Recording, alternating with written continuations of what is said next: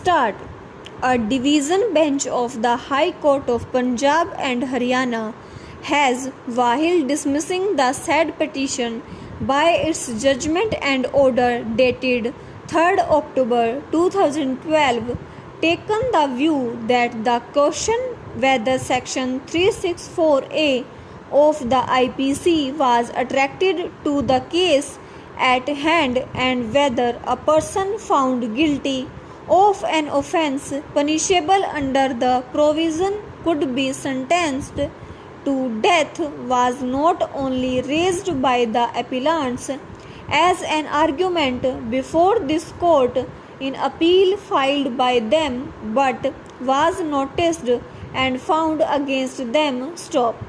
The High Court, while saying so, relied upon the following passage of the judgment of this court in the appeal filed by the appellants against their conviction.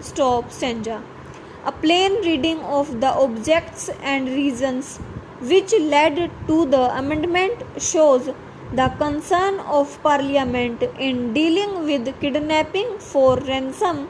a crime which called for a deterrent punishment even in a case where the kidnapping had not resulted in the death of the victim.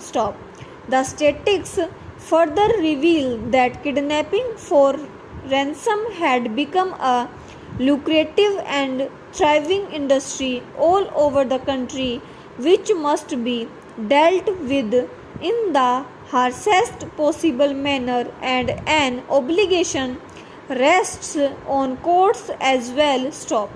Courts to lend a helping hand in that direction. In the case before us, we find that not only was Abhi Verma kidnapped for ransom, which act would by itself attract the death penalty, but he was murdered in the process. It is relevant that even before the aforesaid amendments, this court in Henry's case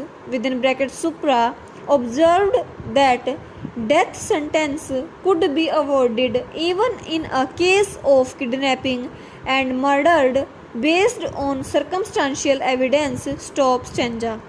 The High Court further held that the question of quantum of sentence had also been examined by this court in the following paragraph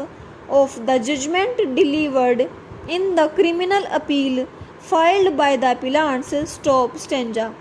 Some of the judgments aforesaid refer to the ongoing debate